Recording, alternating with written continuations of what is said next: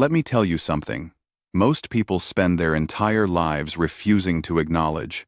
You are not one person. You are a multiplicity. There is the you that the world sees polished, acceptable, performing, and there is the you that exists beneath raw, honest, essential. Your unconscious. Your inner voice. And between these two, a war is raging. Most people take sides against themselves without realizing it. They choose the mask over the truth, the applause over authenticity, the noise over the voice that could actually set them free.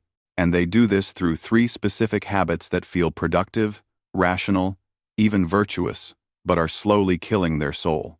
I'm going to show you exactly what these habits are. And, more importantly, how to break them before it's too late.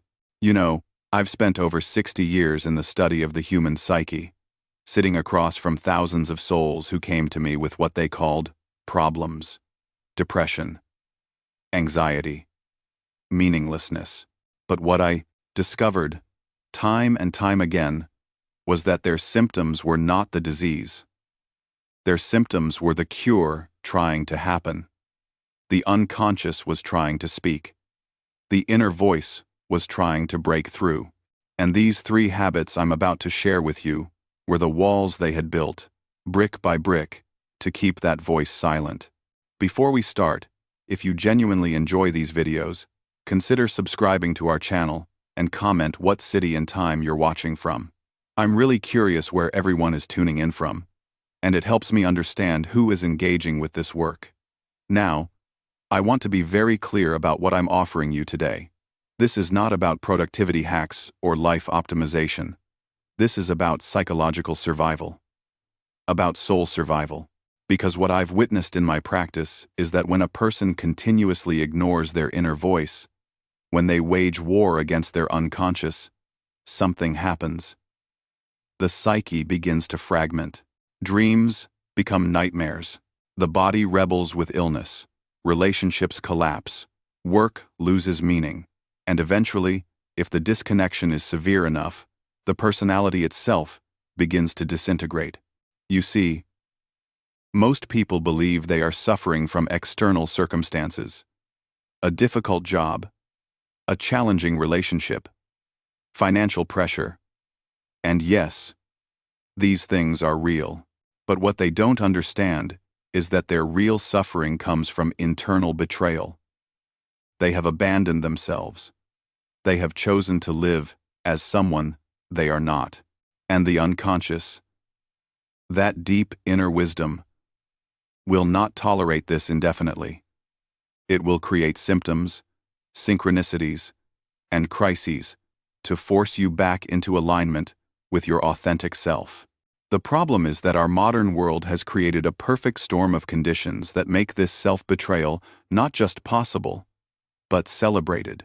We are told to be busy, to be rational, to be successful, to be liked. We are told that productivity is virtue, that thinking is superior to feeling. That image is everything. And so we adopt these 3 habits I'm about to show you. Believing we are doing the right thing. Believing we are living well. When in fact, we are constructing our own psychological prison. I've seen brilliant minds collapse under the weight of their own intellect. I've seen successful people lose everything because they never knew who they were beneath the achievement. I've seen good people do terrible things because they were living as an imposter in their own life.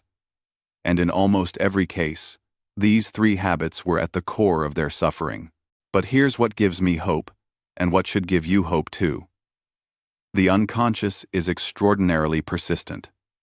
Your inner voice will not give up on you. It will keep sending messages through dreams, through symptoms, through moments of profound discomfort. And if you learn to recognize these 3 habits, if you learn to interrupt them and create new patterns, the transformation can be remarkably swift. I've watched people reclaim their lives in months after decades of suffering, simply by learning to listen instead of fight, to feel instead of rationalize, to be instead of perform. So what I'm offering you in the next 50 minutes is a map, a way to recognize when you are abandoning yourself, a way to hear what your unconscious is trying to tell you, and most importantly, a way to break these habits before they break you. Because that's what's at stake here. Not just your happiness, but your wholeness, your psychological integrity, your soul. Let me tell you about 3 people who came to see me, each embodying one of these 3 deadly habits. Their stories will show you exactly how these patterns operate, and more importantly, how devastating they can become when left unchecked. The first was a businessman. Let's call him Heinrich. He came to me at 47 years old, sent by his physician after experiencing what they called cardiac symptoms, though no physical cause could be found. Heinrich was what we would call successful by any external measure. He had built a manufacturing company from nothing. He employed hundreds of people. He had wealth, respect, a family, but when he sat down in my consulting room, what struck me immediately was his inability to be still. Even seated, he was in motion, tapping his foot, checking his watch, arranging papers he had brought with him. I asked him a simple question. When was the last time you sat quietly with nothing to do?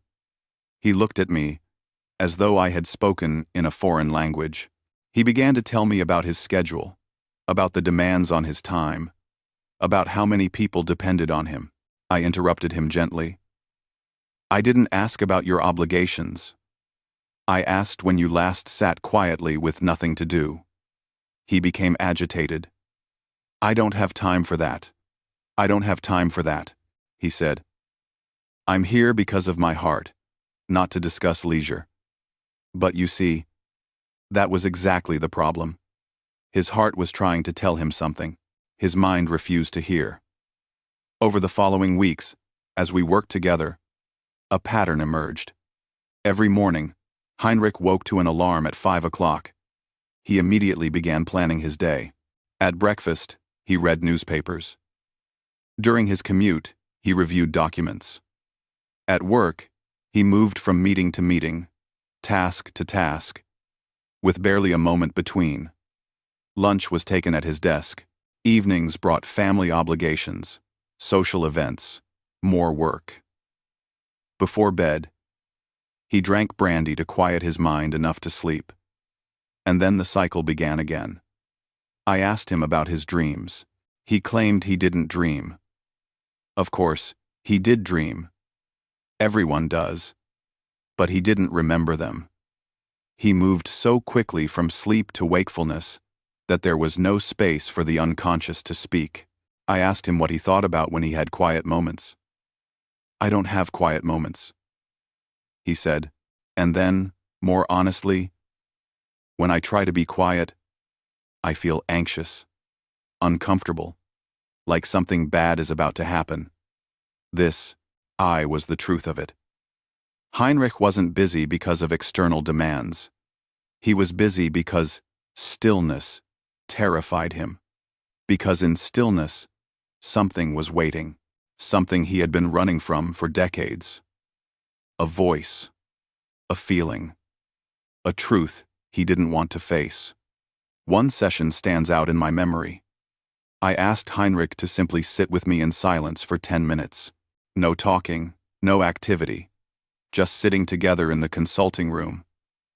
He agreed, but within 2 minutes, his breathing became rapid. Sweat appeared on his forehead. His hands gripped the arms of the chair. I can't, he finally said. I feel like I'm suffocating, like the walls are closing in. I asked him what was rising up in that silence. What was he afraid would emerge?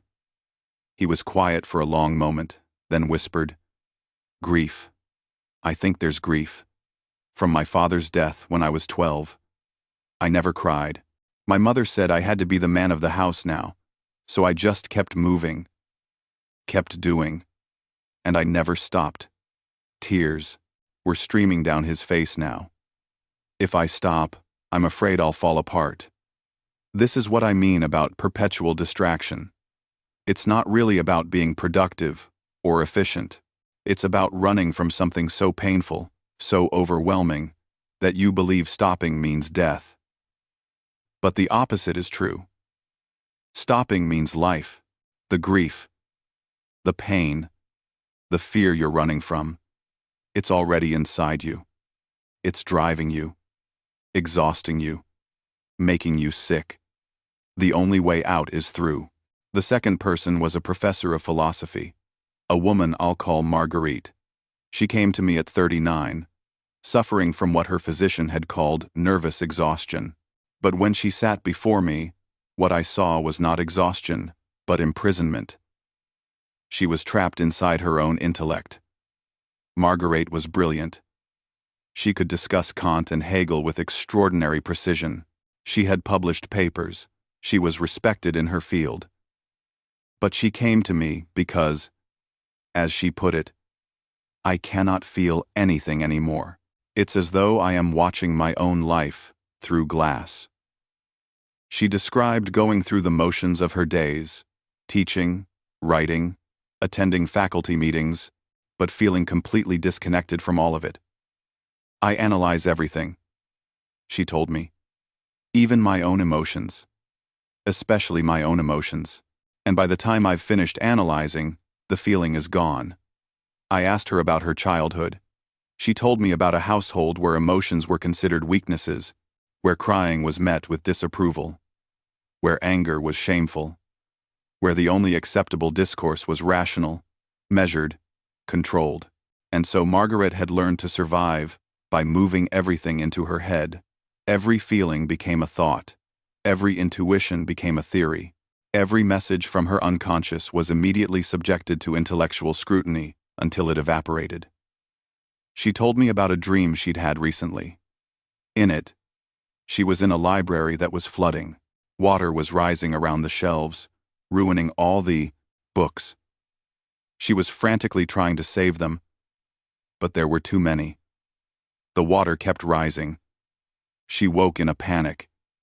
When I asked her what she thought it meant, she immediately began analyzing it. Obviously, the library represents knowledge, and the water represents chaos or emotion. It's quite straightforward. Really, my unconscious is concerned about the intrusion of irrationality into my intellectual work. I smiled at this. That is what your head thinks it means. But what does your body tell you? She looked at me, puzzled. My body? I had her close her eyes and return to the dream, to feel herself in that library, to sense the water rising, and as she did, tears began to stream down her face. Not gentle tears, but sobs, deep, wrenching sobs. All the feeling she had been rationalizing away for decades was trying to break through. Her unconscious was flooding her carefully ordered world because it had to. Because she was drowning in thought and thirsting for feeling. I remember another session with Marguerite, perhaps 2 months into our work. She came in looking shaken. Something happened yesterday, she said. I was teaching a seminar on Nietzsche, and one of my students, a young woman, started crying during the discussion. Just broke down. And everyone looked uncomfortable. I should have comforted her, I suppose. But instead I heard myself saying, let's take a brief recess to compose ourselves. Compose ourselves, as if feeling something was a form of disorder that needed correction. She looked at me with such anguish. Later, the student came to my office. She told me her father had just died, and something in the text had reminded her of him. She apologized for her outburst. Apologized. And I realized I had made her feel ashamed for being human. For feeling, because I'm so terrified of my own feelings that I can't tolerate anyone else's.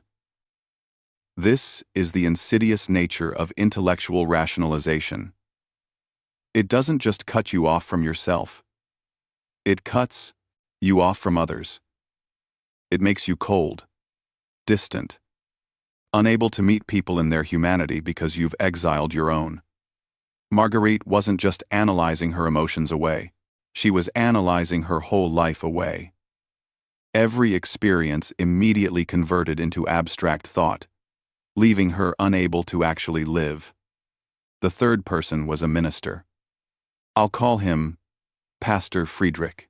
He was 53 when he came to me, not because he wanted to, but because his wife threatened to leave him if he didn't. For 25 years, Friedrich had stood in the pulpit every Sunday, preaching about love, compassion, forgiveness, and integrity. And for 25 years, behind closed doors, he had been someone else entirely. He was cold to his wife, distant with his children. He had carried on a series of affairs. He was financially dishonest. But what was most striking was that he seemed genuinely unaware of the contradiction. When his wife finally confronted him with evidence of his latest betrayal, he was shocked not at his behavior, but at her reaction. "But I'm a good man," he kept saying. "Everyone knows I'm a good man."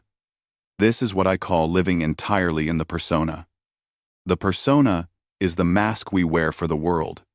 It's necessary to some degree. We all need social adaptation. But Friedrich had made the fatal error of believing he was the mask. He had so completely identified with his public role as moral guide, as spiritual leader, as good man, that his actual self, his shadow, his true feelings and desires, had become completely unconscious to him. They leaked out in secret behaviors, in double life. But he couldn't see the connection because he genuinely believed he was his persona. When I asked him who he was beneath the role of minister, he looked at me with genuine confusion. "That's who I am. I am a minister. That's my identity." I pushed further. "If you were not a minister, if no one knew you, if you had no reputation to maintain, who would you be? What would you want?" He became agitated, defensive. "That's a meaningless question. We are our roles. We are what we do in the world." But you see, this was the problem. He had no relationship with his inner self whatsoever. He had built an entire identity based on external validation, on others' expectations, on an image of goodness. And beneath that image, his actual self was starving, raging, acting out in increasingly destructive ways. And he couldn't stop it because he couldn't see it. To see it would mean acknowledging he was not who he pretended to be. It would mean facing the shadow, and that was too terrifying to allow into consciousness. I remember one particularly difficult session with Friedrich. I asked him to describe a typical Sunday. He told me about rising early to review his sermon notes, about greeting parishioners with warmth and concern, about delivering his message with passion and conviction, about counseling troubled souls after the service, about family lunch, where he presided with gentle authority. It was a beautiful picture, perfectly composed. Then I asked him to tell me the truth, not the performance, the truth. What did he actually feel during all of this? He looked startled, then angry. "I just told you," he said. I shook my head. "You told me what you did, what you looked like from the outside. I'm asking what you felt on the inside." The silence that followed was long and heavy. "Finally," he said, very quietly, "nothing. I feel nothing. It's like I'm watching someone else go through the motions. Sometimes I'm preaching and I think, who is this person talking? What does any of this mean?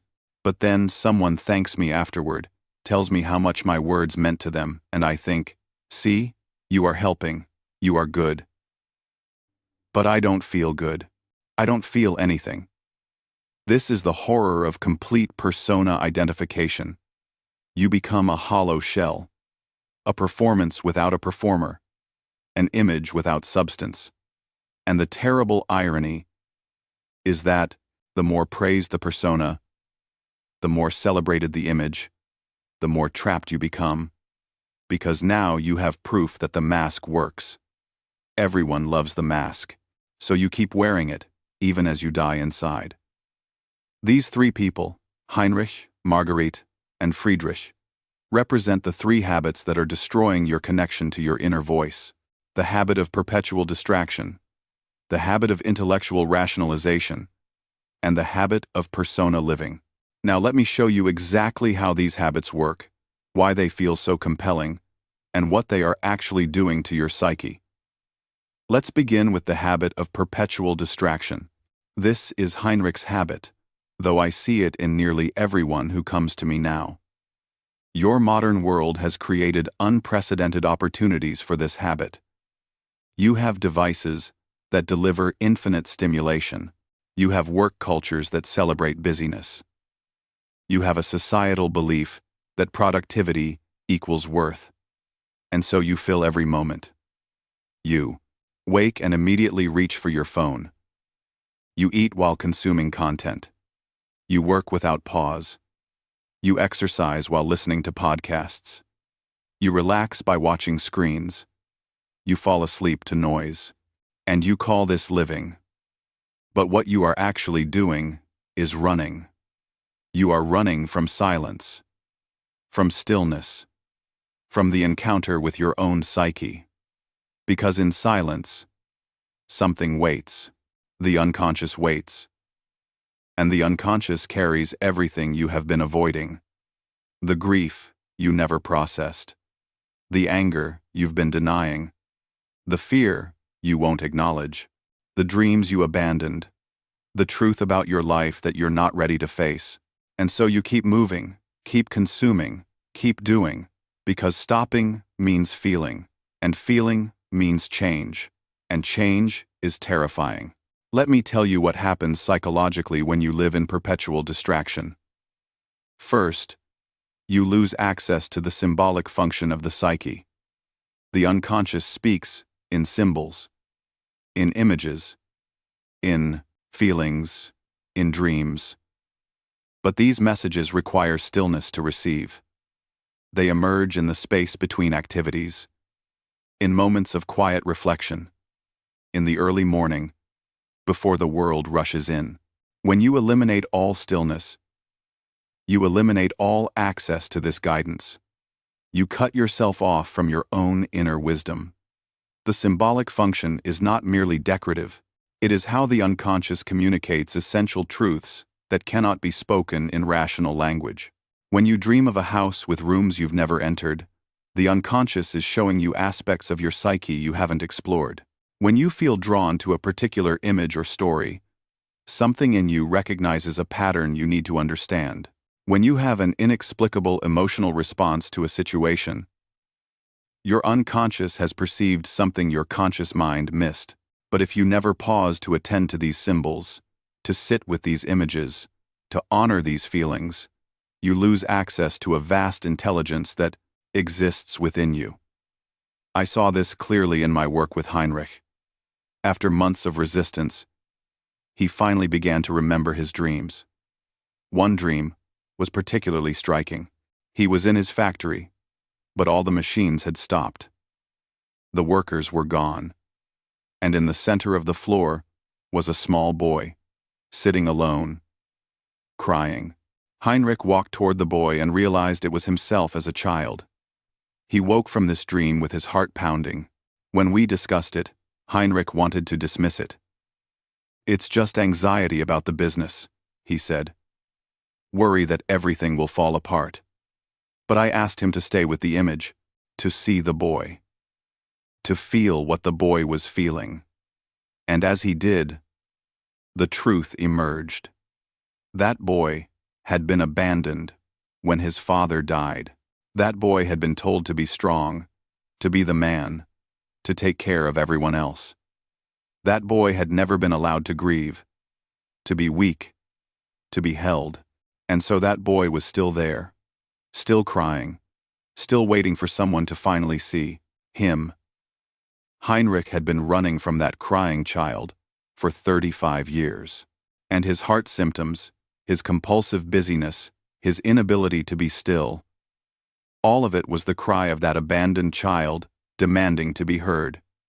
Second, you create what I call a false energy. You believe you are vital, engaged, alive, because you are always doing something. But this is not true vitality. True vitality comes from the self, from that deep center of your being that is connected to the unconscious, to the archetypal energies, to life itself. False energy comes from adrenaline, from stimulation, from external sources, and it exhausts you. This is why you can be busy all day and yet feel empty. You are consuming energy without renewing it from its true source. The difference between true and false energy is crucial to understand. True energy renews itself. When you are connected to your depths, to your purpose, to your authentic self, engagement with life energizes you. Yes, you get tired, but it's a good tiredness, a tiredness that comes with satisfaction. False energy depletes you. It runs on stress hormones, on willpower, on pushing through, and it always ends in collapse. This is why so many people in your modern world are chronically exhausted despite sleeping, despite resting, despite vacations. They're not tired from doing too much. They're exhausted from being disconnected from the source of true vitality within them. Third, you lose the ability to know what you actually want. When you never pause to check in with yourself, to feel into your life, to ask whether this path is actually yours, you end up living someone else's agenda. You pursue goals that aren't meaningful to you. You maintain relationships that drain you. You continue in careers that kill your spirit. All because you never stop long enough to hear the quiet voice saying, "This isn't right. This isn't me. There's another way." As we worked together, I gave him a simple assignment. 15 minutes each morning of sitting quietly. No reading, no planning, no doing, just sitting. The first week, he couldn't do it. He made it 3 minutes before the anxiety overwhelmed him and he had to get up and do something. The second week, he managed 5 minutes, but told me it was torture. The third week, something shifted. He sat for the full 15 minutes, and toward the end, he began to weep. He didn't know why. The tears just came. Over the following months, as he continued this practice, things began to emerge. Memories from childhood he had suppressed. Resentments toward his father he had never acknowledged. Dreams he had abandoned when he took over the family business. And most importantly, a deep, profound exhaustion. He realized he had been running for 30 years, not toward success, but away from pain. And that pain was still there, waiting patiently for him to finally turn and face it. There's a psychological principle I discovered in my work. What you resist persists. The very thing you're running from gains power through your avoidance. Heinrich was terrified of his grief, so he ran from it through constant activity. But that grief didn't disappear. It grew. It transformed into cardiac symptoms, into anxiety, into an inability to feel joy or connection. It colonized his body when it couldn't reach his consciousness. The only way to diffuse it was to stop running and turn to face it. To grieve the father he lost. To mourn the childhood that ended too soon. To cry the tears that 12-year-old boy never got to cry. The habit of perpetual distraction is so seductive because it works. It does keep the pain away. It does silence the inner voice, but only temporarily. And the cost is your life. The cost is knowing yourself. The cost is living authentically. Because you cannot live your own life while running from it. Now let's look at the second habit. Intellectual rationalization. This is Marguerite's habit. And I see it particularly in educated people, in those who have been taught that thinking is superior to feeling, that logic is the highest function, that emotion is somehow less evolved than reason. Let me be very clear about something. I am not anti-intellectual. I spent my life in the life of the mind. I value thinking enormously. But thinking is one function among several, and when it becomes the only function, when it becomes a defense against the others, it creates a profound imbalance in the psyche. Here's what happens. You have an experience. Something happens in your life. A conflict. A loss. A moment of joy. A flash of intuition. And before you can fully feel it, before you can let it speak to you, your rational mind rushes in. It explains it. It analyzes it. It puts it in a category. It compares it to other experiences. It theorizes about its meaning. And in doing all of this, it kills the living experience.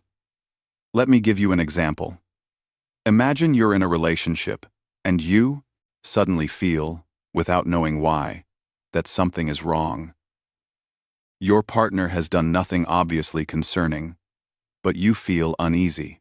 Now, if you have this habit of rationalization, your mind immediately attacks this feeling. There's no logical reason to feel this way. I'm probably just tired. Or stressed. This is irrational. I should ignore it. And so you do. You explain away the feeling. 6 months later, you discover your partner has been betraying you. And you realize that feeling was your unconscious trying to warn you. It perceived something your rational mind missed. But you didn't listen because you couldn't justify the feeling intellectually. This is the problem. The unconscious knows things the conscious mind doesn't. It perceives patterns. It senses energies. It understands through a kind of knowing that is not logical but is often more accurate than logic. When you rationalize away every feeling, every intuition, every message from the depths, you lose access to this knowing.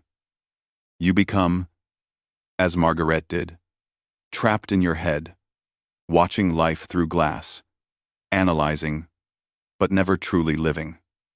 There's a deeper danger here, too. When you rationalize your feelings instead of feeling them, they don't go away. They go underground, into the unconscious, into the shadow, and there, they grow. They become distorted. They gain power. Until eventually, they erupt in ways you can't control. Depression, anxiety, psychosomatic illness, sudden irrational outbursts.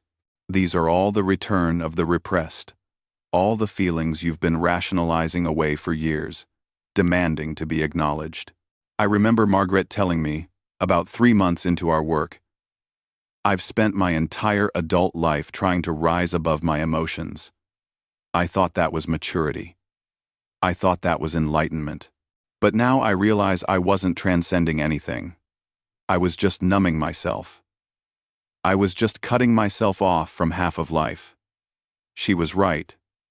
You see, the goal is not to transcend the emotions and the body and the unconscious. The goal is to integrate them, to bring them into relationship with consciousness, to let thinking and feeling work together, each informing the other. When you think about a feeling, you can understand it. When you feel into a thought, you can know if it's true for you. This is wholeness. This is what I call individuation, not the dominance of one function, but the integration of all functions. The habit of intellectual rationalization creates what I call a split between the head and the heart, between thought and feeling. And this split is devastating because it means you can think all the right things while feeling completely wrong. You can understand your life intellectually while being utterly disconnected from it emotionally. This is why therapy with overly intellectual people can be so challenging. They can analyze their problems brilliantly. They can understand exactly why they feel the way they do. Trace it back to childhood, explain all the psychological mechanisms, but they can't change, because understanding is happening in the head while the wound is in the heart, and no amount of intellectual insight can heal an emotional wound that you won't feel. I worked with Marguerite on this directly. I gave her an assignment that disturbed her greatly. For 1 week, whenever she had a thought about an emotion, she was not allowed to think about it further. She had to stop the analysis and feel the feeling in her body. Just feel it. Let it be there without understanding it, without explaining it, without making it mean something. The first day, she called me in distress. "I can't do this," she said. "When I stop analyzing, the feelings are overwhelming. I don't know what to do with them." "Exactly," I told her. "You've never learned to simply be with feeling. You've only learned to think about feeling. And thinking about feeling is not feeling. It's avoiding feeling under the guise of understanding it." By the end of that week, Marguerite told me something had shifted. I realized I've been terrified of my emotions because I thought, if I let myself feel them, they would destroy me, that I would drown in them and never come back. But what I discovered is that feelings are like waves. They rise, they crest, they fall. If you let them move through you, they pass. It's only when you dam them up with thinking that they build to overwhelming levels. This is a crucial insight. Feelings are not dangerous. Feelings are energy, information, movement. They arise in response to your experience. They communicate something important. And if you allow them, they move through you and transform. But when you rationalize them, when you think about them instead of feeling them, you trap them. You freeze them in place. And frozen feelings become symptoms. The sadness you won't cry becomes depression. The anger you won't express becomes resentment. The fear you won't acknowledge becomes anxiety. Not because the original feeling was dangerous, but because you wouldn't let it move. The habit of intellectual rationalization is particularly dangerous because it masquerades as wisdom. It looks like maturity, the person who is always calm, always reasonable, always able to explain everything. They seem so together. But often, they are the most disconnected. They have built a fortress of logic to keep the unconscious out. And in doing so, they have locked themselves in a prison. I gave Marguerite an exercise. I asked her to stop analyzing her dreams and instead paint them. She protested. She wasn't an artist. She didn't know how to paint. "Exactly," I told her. "Use your non-dominant hand. Make it messy. Don't try to make it mean something. Just let the images come through you." She resisted for weeks. But finally, she tried. And what emerged on those pages was extraordinary. Dark figures, flooding waters, a woman trapped behind glass. All the unconscious material her intellect had been holding at bay came pouring out. And as it did, she began to come back to life, to feel again, to cry, to rage, to laugh, to be human instead of a thinking machine. The third habit is perhaps the most dangerous of all: persona living. This is Friedrich's habit, and it is the habit of our age. We live in a world of images, of social media, of personal brands, of carefully curated selves. And in this world, the temptation to become your mask is overwhelming. Let me explain what the persona is. It's the face you show the world, the social adaptation, the professional self, the son or daughter your parents need you to be, the partner your spouse expects, the leader your team looks up to. We all need a persona. You cannot function in society without some degree of social adaptation. The problem comes when you identify with the persona, when you believe you are the mask, when you lose contact with the actual self beneath the role. This happens gradually. You take on a role, let's say, a corporate position. At first, you know it's a role. You put on the suit. You use the corporate language. You play the part. But slowly, imperceptibly, the role begins to absorb you. You start making decisions based on, what would a VP do? Rather than, what do I actually think? You start having feelings you're supposed to have, rather than feelings you actually have. You start wanting things you're supposed to want, rather than things you actually want. And eventually, you look in the mirror, and you don't recognize yourself. Because you're not in there anymore. There's just the role. Friedrich had done this with his identity as a minister, as a good man, as a moral authority. He had so completely identified with this persona that his actual self, with all its complexity and darkness and humanness, had become completely unconscious. He couldn't see his own shadow because admitting he had a shadow would destroy the persona. And he believed the persona was all he had. This creates a particular kind of psychological crisis. Because the self that has been denied, the shadow, doesn't just disappear. It lives. It wants. It acts. But it acts unconsciously.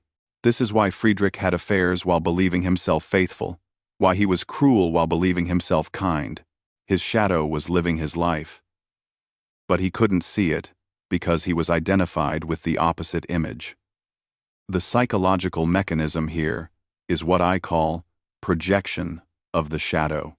When you cannot acknowledge certain qualities in yourself, when they don't fit your persona, you don't perceive them in yourself, but you see them everywhere else. You become acutely aware of others' dishonesty while blind to your own. You condemn others' weakness while denying your own. You judge others' selfishness while rationalizing your own. The very qualities you most vehemently criticize in others are often the qualities you've repressed in yourself. Friedrich demonstrated this perfectly. In one of our sessions, he told me about a colleague, another minister, who had been caught in financial misconduct. Friedrich was outraged. How could he? He kept saying, how could someone in a position of spiritual authority betray that trust? It's unconscionable. I let him vent for a while. Then I asked him gently, you've mentioned you're having some difficulties with church finances yourself. Tell me about that. He stiffened. That's different. That's just some accounting confusion. I was going to pay it back. I asked, when this confusion started. A few years ago, he admitted. How much money was involved? He was vague. Not much. A few thousand. I asked him if he had told anyone. If he had made a plan to address it. I don't need to tell anyone. It's under control. I'm handling it. Do you see? He could perceive his colleague's dishonesty with perfect clarity because it was external. But his own dishonesty was invisible to him because acknowledging it would shatter his persona as an honest man. So, floated it, sea-hide, floated it, floated it. His mind created a distinction. His colleague was corrupt. He himself was merely dealing with some accounting confusion. Same behavior. Completely different perception based on whether it threatened the persona. The danger of persona living is that it creates a split in the personality. There is the conscious persona, the image you maintain, and there is the unconscious shadow, everything that doesn't fit the image. And these two are at war. The energy required to maintain this split is enormous. This is why people who live entirely in the persona are often exhausted, depressed, anxious. Even though their external life looks perfect, they are using all their psychological energy to keep the mask in place and the shadow locked away. I asked Friedrich a question that terrified him. Who would you be if you lost everything? If your reputation was destroyed? If your position was gone, if no one knew your name, who would be left? He couldn't answer. He had no idea. He had built his entire identity on external validation, on his role, on others' perception of him. Strip that away and there was nothing. An emptiness where a self should be. This is the tragedy of persona living. You sacrifice your actual life for an image. You give up your authenticity for approval. You trade your soul for success. And then one day, you achieve everything you were supposed to achieve, and you feel nothing. Because the person who achieved it isn't you. It's the mask. And the mask cannot feel satisfaction. It can only perform satisfaction. Let me tell you about another patient who came to me. A woman I'll call Anna. She was 36, married to a successful lawyer, mother of 2 children, active in her community.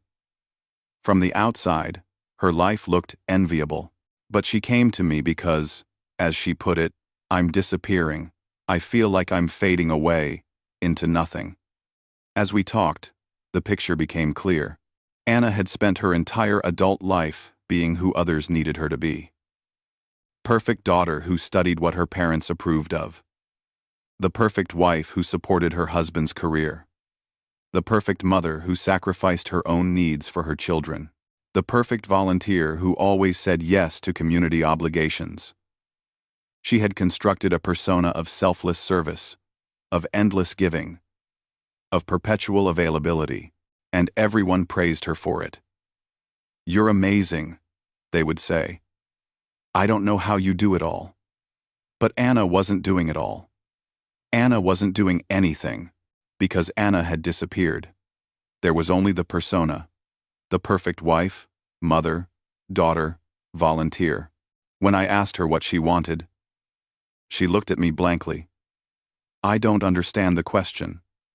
I repeated it. "What do you want? What brings you joy? What would you do if you had a day entirely to yourself, with no obligations?" She started to cry. "I don't know. I honestly don't know. I can't remember the last time anyone asked me what I wanted. I can't remember the last time I asked myself." This is what complete persona identification looks like. The mask has eaten the person. There's no one home anymore. Just a role being performed. Anna's work with me was about excavating her authentic self from beneath decades of persona building. It was painful, because she had to disappoint people. She had to say no. She had to stop being perfect and allow herself to be real. And real meant messy. Real meant having needs. Real meant sometimes being selfish.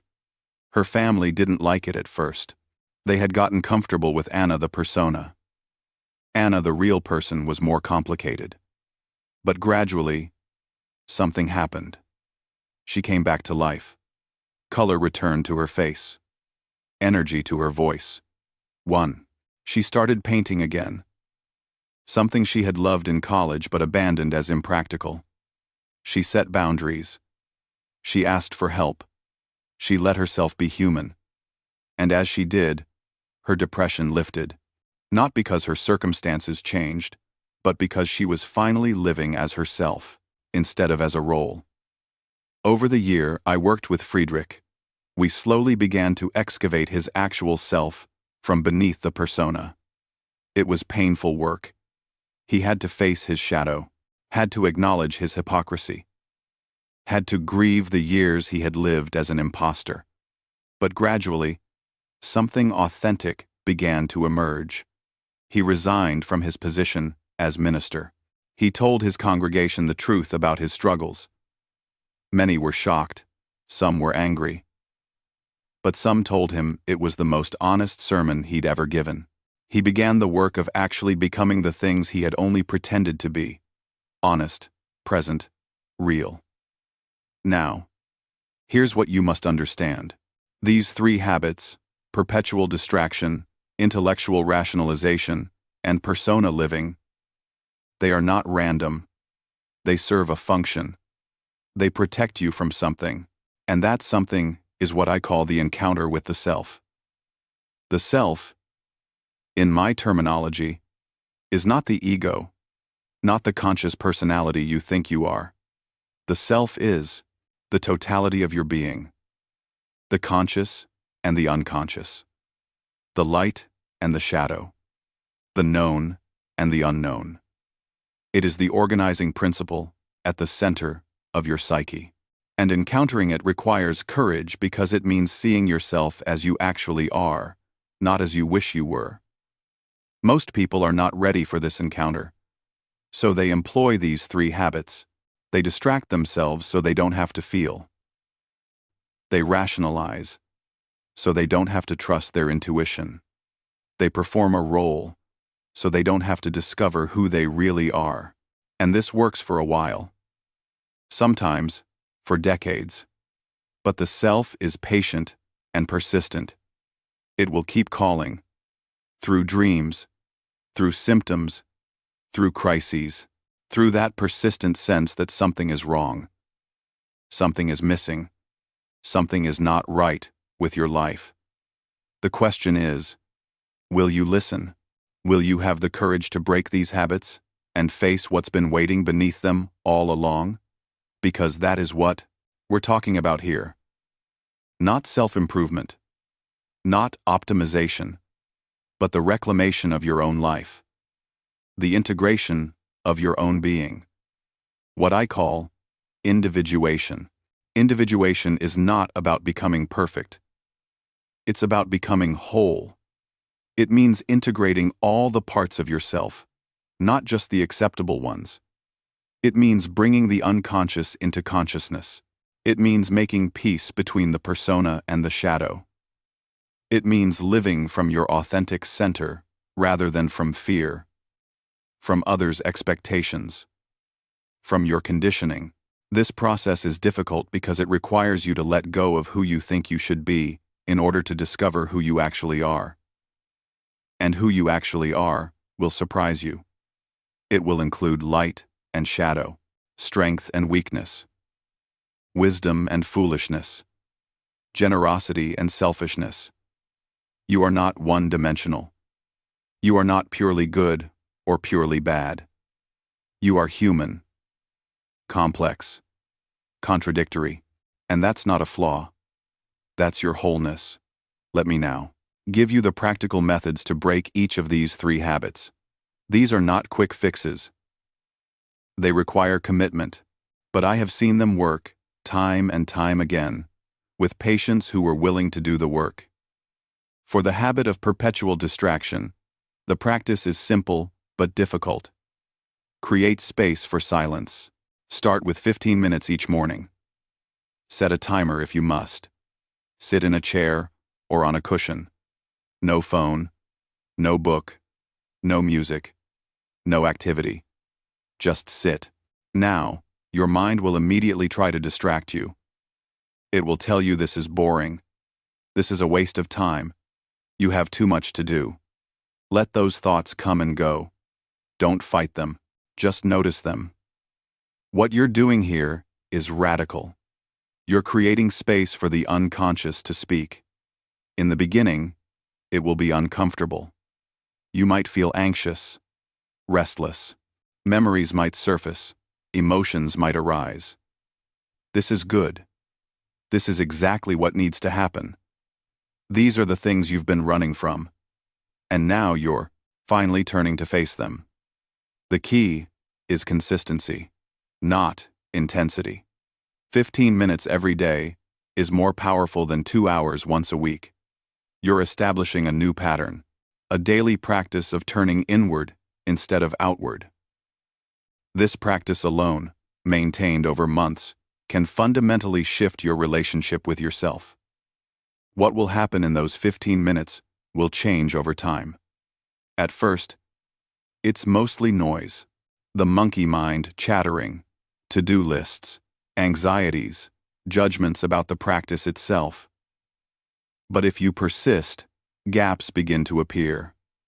Moments of quiet, and in those gaps, something else emerges, a different quality of thought, images, feelings, insights that come not from your rational mind, but from somewhere deeper. This is the unconscious beginning to speak. This is your inner voice making contact. After a few weeks of this practice, begin keeping a dream journal. Place it beside your bed. The moment you wake, before you move, before you think about your day, write down whatever you remember from your dreams, even if it's just a fragment, even if it makes no sense. Don't analyze it, just record it. You're signaling to your unconscious that you're listening now, that you're ready to receive its messages. Dreams are the royal road to the unconscious. This is not metaphorical. Dreams are how the unconscious communicates what consciousness needs to know but is unwilling or unable to acknowledge. Your dreams show you what you're avoiding, what you're denying, what you need to integrate. They use symbols because some truths cannot be spoken directly. They would be too threatening to the ego, but presented as symbol, as story, as image, these truths can slip past your defenses and reach you. Pay attention to recurring dreams, to repeating symbols, to the emotional tone of your dreams.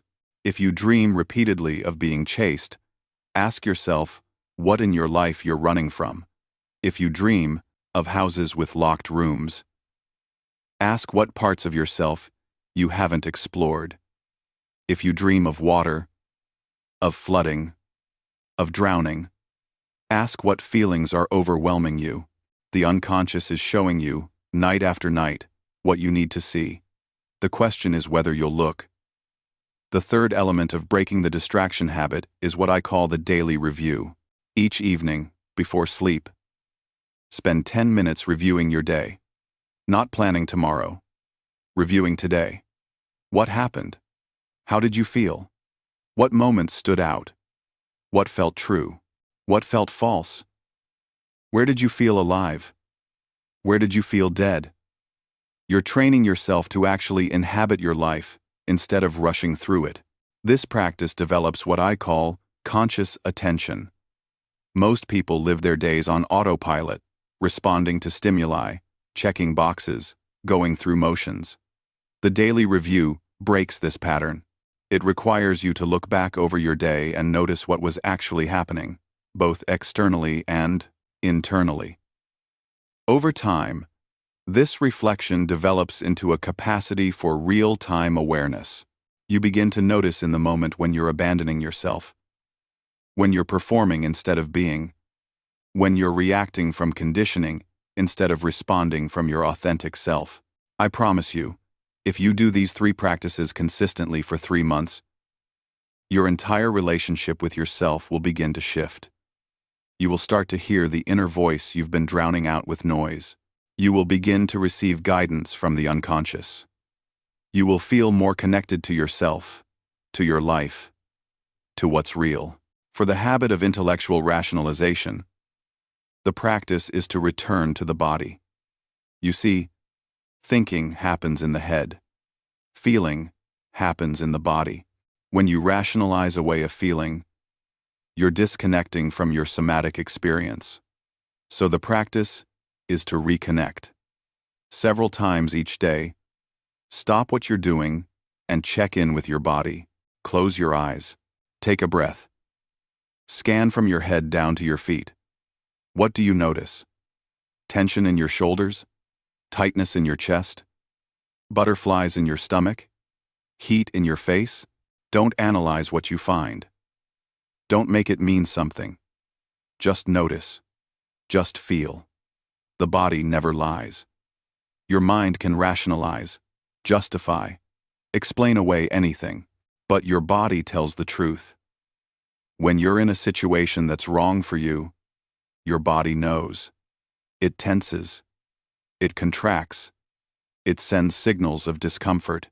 When you're in alignment with your truth, your body knows that too. It relaxes. It opens. It feels energized. But you can only receive this guidance if you're paying attention to your somatic experience. When a strong emotion arises, anger, fear, sadness, joy, resist the urge to immediately understand it.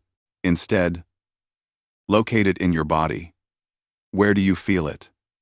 What's the sensation? What's the temperature? What's the texture? Breathe into it. Let it be there. Let it move through you. Feelings are not problems to solve. They are energies to experience. They arise, they peak, they pass, but only if you allow them. This is counterintuitive for people who live in their heads. They want to understand the feeling before they feel it. They want to know why they're angry, so they can decide if the anger is justified. But this gets it backwards. Feel first. Understand later. The feeling carries wisdom that your rational mind cannot access. Let yourself feel it fully. Let it move through your body. And then, if you need to, you can think about what it means. The second practice is what I call active imagination. This is a technique I developed for working directly with the unconscious. Take an image from a dream or a strong emotion or an inner figure that appears in your imagination. Sit quietly and allow this image to come alive. Don't control it. Don't make it do what you think it should. Let it show you what it wants to show you. Have a dialogue with it. Answers. This is not thinking about the unconscious. This is encountering it directly. Let me give you an example of how this works. One of my patients, a man who struggled with severe anxiety, had a recurring image of a dark figure standing behind him. Whenever he closed his eyes, he could sense this figure there. It terrified him. I suggested he try active imagination with this figure. He sat quietly, allowed the image to emerge, and then, instead of fleeing from it, he turned to face it. He asked it, "Who are you? What do you want?" The figure didn't speak at first, but gradually, it began to communicate. Not in words, but in feelings, in impressions. And what emerged was surprising. This dark figure wasn't trying to harm him. It was trying to protect him. It was all the anger he had never been allowed to express. All the aggression he had been taught was bad. It had been standing behind him, trying to guard him. But because he feared it and rejected it, its protection felt like threat. Over several sessions of active imagination, my patient began to develop a relationship with this figure. He learned to listen to its warnings, to honor the anger that was trying to surface, to set boundaries he had never set before. And as he integrated this shadow figure, his anxiety decreased dramatically. The dark figure was no longer behind him, threatening. It was part of him, accessible, and useful. This is the power of active imagination. It allows you to work directly with unconscious material in a way that thinking about it never can. You're not analyzing the unconscious from a distance. You're entering into dialogue with it, and in that dialogue, integration becomes possible. Many people find it helpful to work with this material through art. Paint your dreams. Dance your emotions. Write poetry from your unconscious. Sing your sorrow. The point is to express without intellectualizing. To let the unconscious material come through you, in its own form, not translated, immediately into rational understanding. I had Marguerite do this with her flooding library dream. Instead of analyzing it, I had her paint it. And what emerged on the canvas was remarkable. The water wasn't destructive. It was alive, full of color. And the woman in the library, instead of frantically trying to save the books, was beginning to swim, beginning to let go of what she thought she should preserve and surrender to the current. The painting revealed a truth that analysis had missed. The flooding wasn't something to fear and fight. It was an invitation to let go of the rational structures and learn to move with feeling, to swim in the waters of the unconscious. The third practice is to honor your intuitions. When you have a hunch, a gut feeling, a sense about something. Act on it. Start small. Your intuition says, take a different route to work. Do it. Something tells you to call an old friend. Call them. You feel drawn to a particular book. Read it. Stop demanding that every action be justified by logic. Trust that you know things in ways beyond the rational. The more you honor these intuitions, the stronger they become. You're building a bridge between the unconscious and consciousness. Intuition is not irrational, it's non-rational. It's a form of knowing that operates through pattern recognition, through unconscious processing of vast amounts of information, through connection to the archetypal realm. Your rational mind processes information sequentially, consciously, slowly. Your intuition processes information holistically, unconsciously, instantly. Both are valuable. Both are necessary. But in our rational age, intuition has been devalued and dismissed. Reclaiming it is part of becoming whole. For the habit of persona living, the practice is shadow work. This is perhaps the most challenging of the three because it requires facing the parts of yourself you've been denying. But it's also the most liberating. Start by identifying your persona. What role are you playing? What image are you maintaining? The good person, the successful person, the strong person, the nice person, the spiritual person, the intelligent person. Whatever it is, name it. Write down the characteristics of this persona. How does it act? What does it value? What does it never do? Now comes the difficult part. For each characteristic of the persona, imagine its opposite. This is your shadow. If your persona is always kind, your shadow contains cruelty. If your persona is always strong, your shadow contains weakness. If your persona is always rational, your shadow contains irrationality. These opposites make you uncomfortable because you've spent your life denying them. But they exist. They are part of you. And they will continue to act unconsciously until you acknowledge them. I'm not saying you should act out your shadow. I'm not suggesting you become cruel if you've been kind, or weak if you've been strong. What I'm saying is that you must acknowledge these tendencies exist in you.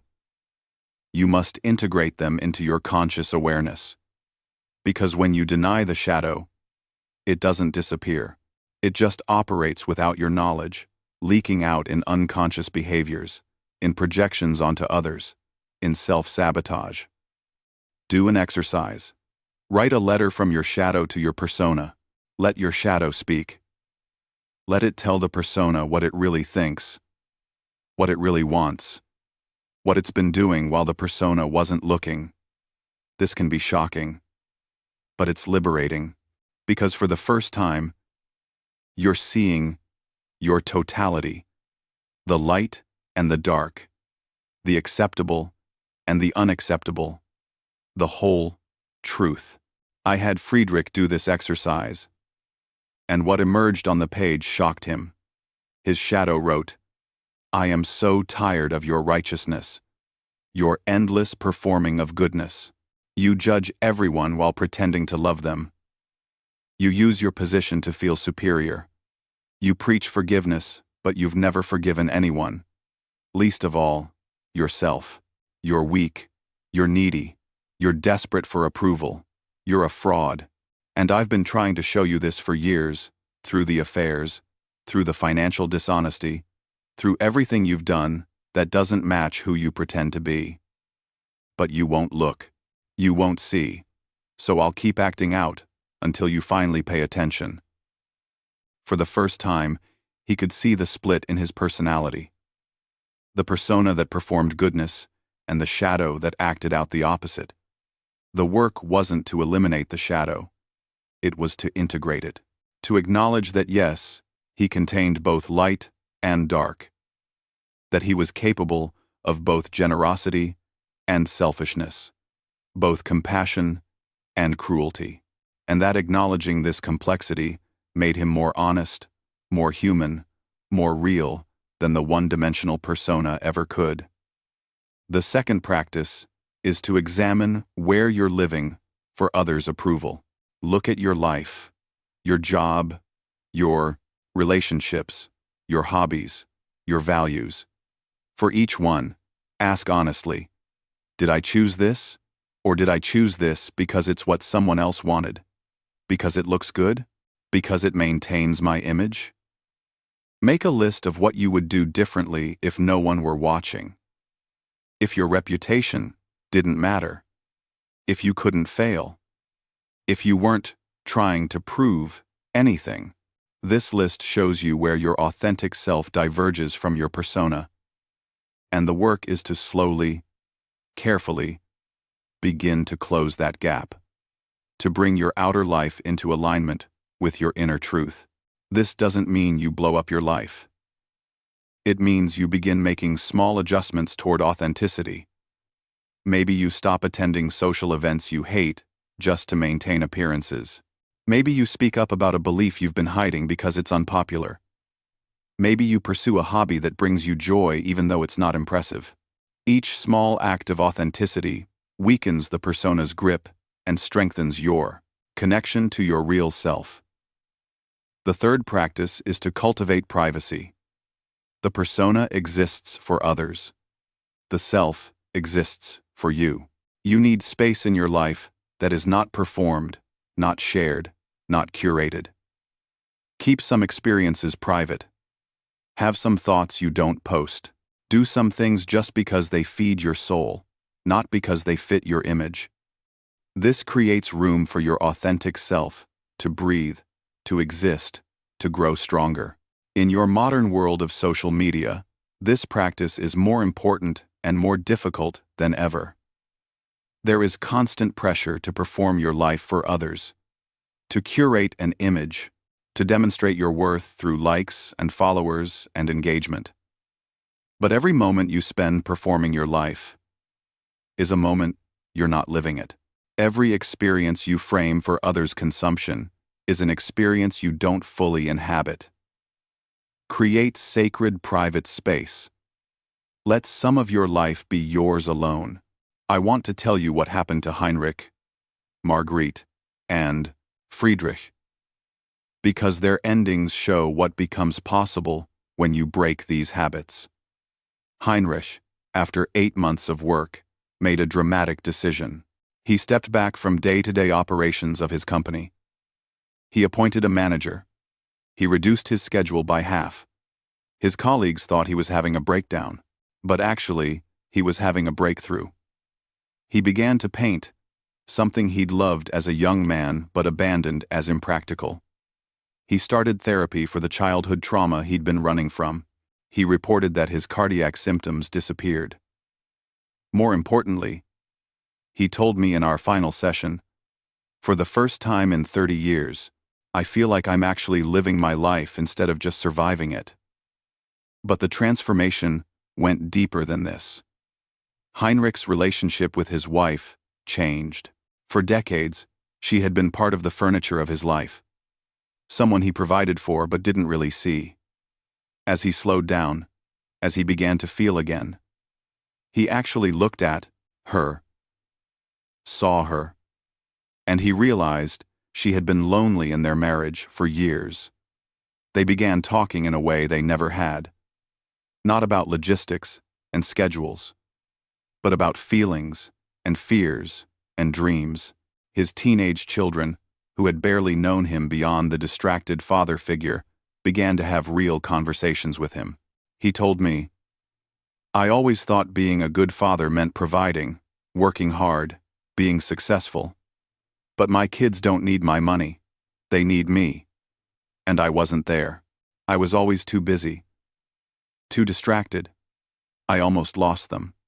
The painting he took up became more than a hobby.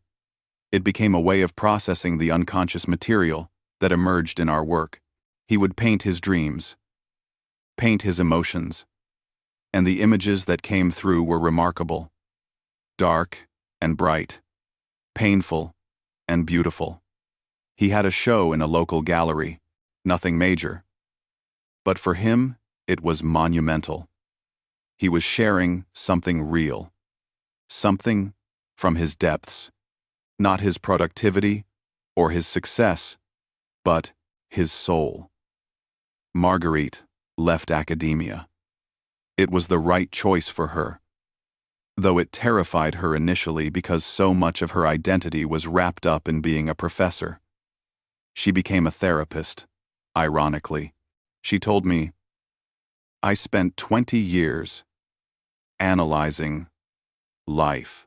Now I want to help people actually live it." She developed a beautiful practice working with women who, like her, had cut themselves off from their feeling function. She learned to trust her intuitions about her clients. She learned to cry without shame. She learned that feeling deeply is not weakness, but strength. What struck me most about Marguerite's transformation was how she began to move through the world differently. The glass wall she had described, that sense of watching life from a distance, dissolved. She became present, engaged, alive. She fell in love, something she had never thought possible for her. She told me, "I always thought love was for other people, for people who were less rational, less controlled. But I was just afraid. Afraid that if I let myself feel, I would lose myself." But the opposite happened. The more I felt, the more I found myself. Her relationship with her body changed too. For years, she had treated her body as merely the vehicle for her brain. She didn't exercise because she didn't care about physical fitness. She ate minimally, functionally, but as she reconnected with feeling, she discovered her body had wisdom. She began to dance. Not for performance, or even for exercise, but just for the pleasure of movement. She told me it was revelatory. "When I dance, I'm not thinking. I'm just being, just feeling the music, feeling my body, feeling alive. It's the most meditative experience I've ever had." Friedrich's journey was perhaps the most painful, but also the most complete. His divorce was bitter. Half his congregation left when he resigned. He went through a year of what he called dying to his old self. But on the other side of that death, something new was born. He started a small group for men struggling with similar issues, living double lives, trapped in personas, disconnected from their authentic selves. He worked as a carpenter, which he found surprisingly satisfying. He told me, "I spent 25 years telling people how to live. Now I'm finally learning myself." He eventually remarried, and this time, he told me, "I'm actually in the relationship. I'm actually present. I'm actually myself." What moved me most about Friedrich's transformation was his humility. The persona of the righteous minister had been replaced not by another persona, but by genuine humanity. He told me about running into a former parishioner at the market. The man looked at him with such disdain, such judgment. The old Friedrich would have been devastated, would have tried to explain, to justify, to win back approval. But this Friedrich simply nodded, acknowledged the man's right to his feelings, and moved on. "I'm not trying to be good anymore," he told me. "I'm just trying to be honest. And honest means accepting that I've hurt people, that I've failed, that I'm not the person I pretended to be, but I'm also not defined by my worst moments. I'm a human being, making mistakes, learning, trying to do better. That's all any of us can do." The men's group he started became his ministry, though he never called it that. Men came who had nowhere else to go with their shame, their secrets, their double lives. And Friedrich, who had lived this himself, could meet them without judgment, could show them there was a way out, not through more performance, more image management, more denial, but through facing the shadow. These are not fairy tale endings. Each of these people still struggles, still has difficult days, still confronts their patterns. But they are living consciously now. They are in relationship with their unconscious. They are listening to their inner voice. And that makes all the difference. You see, the goal of psychological work is not happiness, not comfort, not ease. The goal is consciousness, awareness, wholeness. What I call individuation. This means becoming who you actually are, not who you think you should be. It means integrating all the parts of yourself, not just the acceptable ones.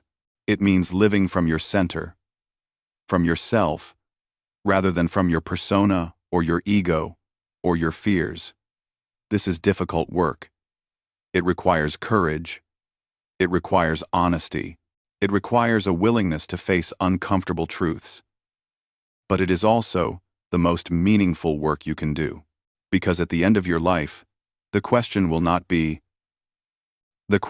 be, did I live my own life?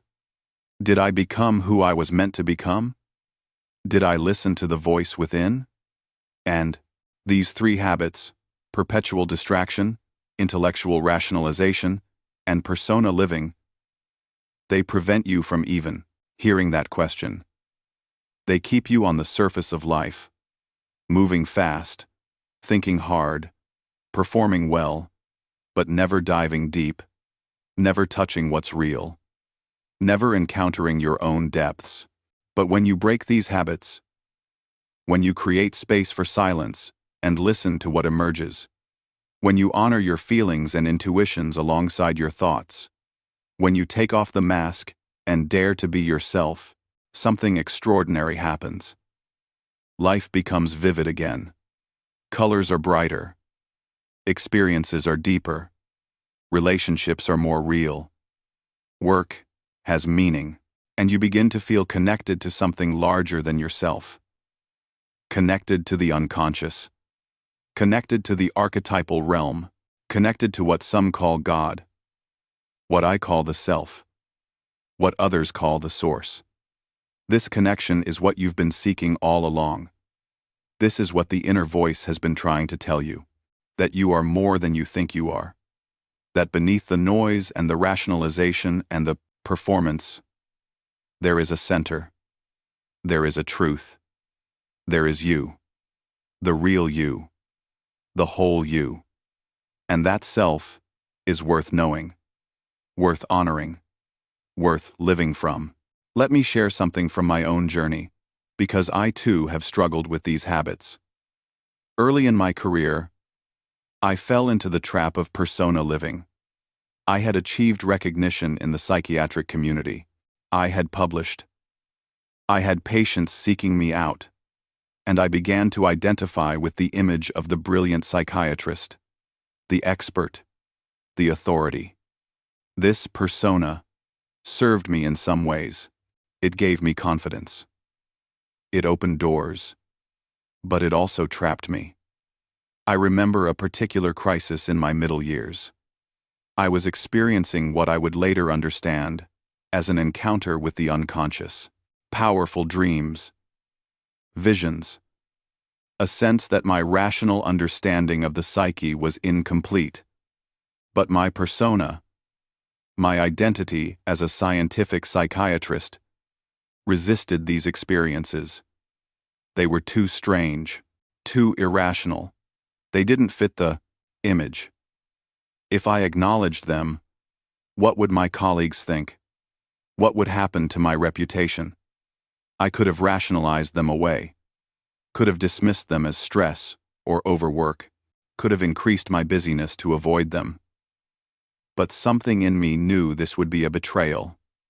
The unconscious was offering me a deeper understanding, a more complete picture of the psyche, but receiving it required me to let go of the persona, to risk looking foolish, to venture into territory that my rational mind couldn't map. So, I did something radical. I engaged with these experiences directly. I used the technique I would later call active imagination. I dialogued with the figures that appeared in my visions. I painted. I wrote. I allowed the unconscious to speak without immediately subjecting it to rational analysis, and what emerged over those years became the foundation of my life's work. The understanding of archetypes, the collective unconscious, the process of individuation. None of this would have been possible if I had maintained the persona of the purely rational scientist. But it cost me. Some colleagues thought I had lost my mind. I was criticized, dismissed, isolated, and there were moments when I doubted myself, when I thought perhaps I should retreat back to safer ground, back to the persona that was acceptable and respected. But the unconscious would not let me. It kept pushing, kept showing me that there was something more important than reputation, more important than fitting in. And that was truth, wholeness, living from my authentic center rather than from others' expectations. I tell you this not to elevate myself, but to show you that this struggle is universal. Even someone who spent their life studying the psyche still has to face these habits, still has to choose between the mask and the truth. The difference is not in being free from the struggle, but in how you respond to it. Do you run? Do you rationalize? Do you perform? Or do you stop, feel, and become real? Let me leave you with this. Your symptoms, whatever they are, depression, anxiety, emptiness, restlessness, these are not enemies. They are messengers. They are your unconscious trying to get your attention. They are your inner voice saying, "Stop. Look. Listen. Something is not right. You are not living your truth. You are not being yourself. Turn around. Come home. Come back to me." The question is, will you listen? Will you have the courage to break these 3 habits? Will you create space for silence instead of distraction? Will you honor your feelings and intuitions instead of rationalizing them away? Will you take off the mask and discover who you actually are instead of who you're pretending to be? This is not comfortable work, but it is life-giving work. It is soul-saving work. It is the work of becoming whole. And I can tell you from 60 years of sitting with souls in crisis and transformation, there is no more important work you can do.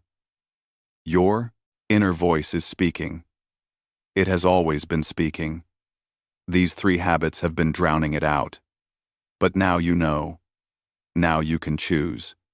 Will you keep running, rationalizing, performing, or will you stop, feel, and become real? The choice is yours. The unconscious is patient.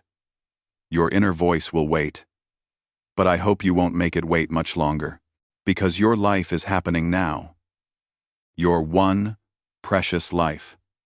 And it deserves to be lived consciously, authentically, wholly. It deserves to be yours.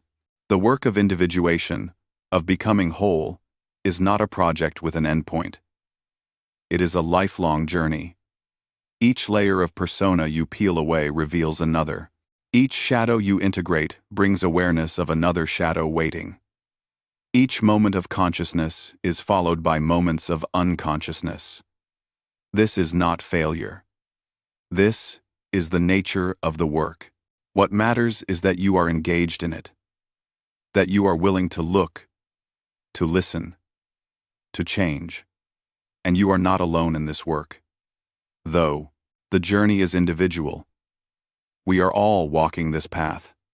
Every person you meet is struggling with their own personas, their own shadows, their own disconnection from the inner voice.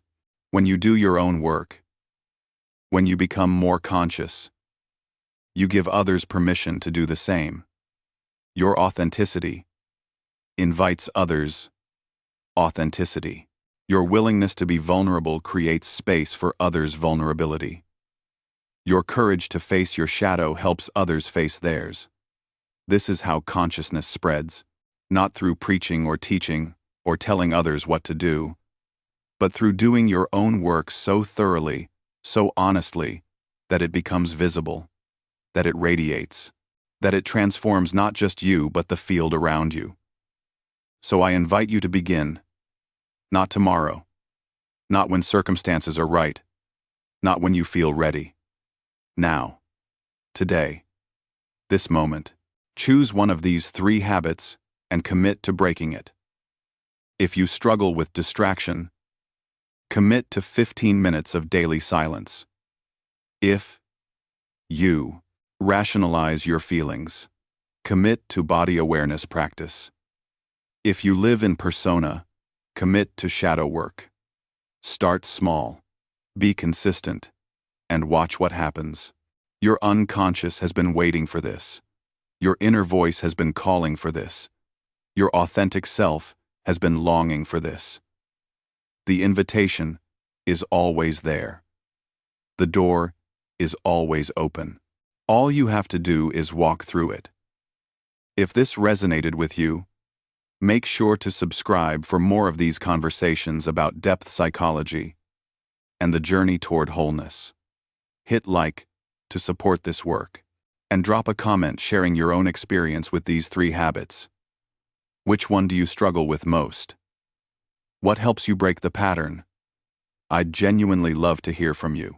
This work is not meant to be done alone. We need each other's wisdom and courage. Thank you for listening. Thank you for being willing to look deeply. Thank you for honoring your inner voice by giving it your attention. That is the beginning of everything.